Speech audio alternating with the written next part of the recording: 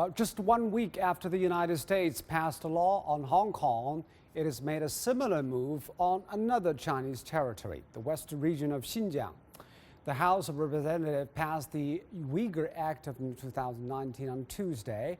It would allow the U.S. president to sanction Chinese officials who are, quote, responsible for human rights abuses in Xinjiang and elsewhere.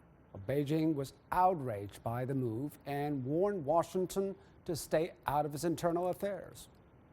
It's a deeply divided Capitol Hill, except when it comes to China.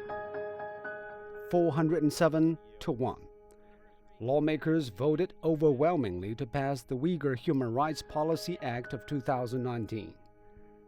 The bill requires the U.S. administration to sanction officials it deems responsible for what it calls mass internment in China's Xinjiang Uyghur Autonomous Region. We are sending a message to Beijing. America is watching, and we will not stand silent. And on the other side of the world, Beijing responded strongly. It's a smearing and slandering of China's successful ethnic policy, in particular its Xinjiang policy, in an attempt to poison ethnic relations, undermine Xinjiang's prosperity and stability, and contain China's development. Beijing also says the U.S. lawmakers know nothing about Xinjiang. They have never been to China, let alone Xinjiang.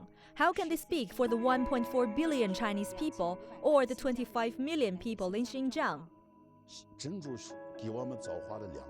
We are supposed to listen and see things more thoroughly before we speak. That's how we look at things in Islam. That's also my suggestion to anyone who tries to judge Xinjiang. They should really get to know the place first. The U.S. Congress is accused of hypocrisy, giving its own history and human rights record.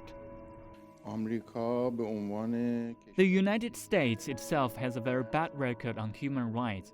How can it use human rights as an excuse to interfere with others?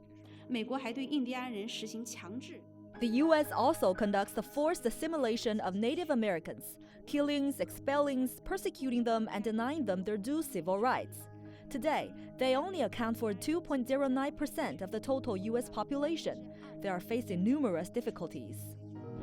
On Thursday, the New York Times published drawings by a prisoner in the U.S. Guantanamo Bay detention camp. The sketches show details of U.S. torture techniques, including waterboarding, confinement boxes, walling, and sleep deprivation.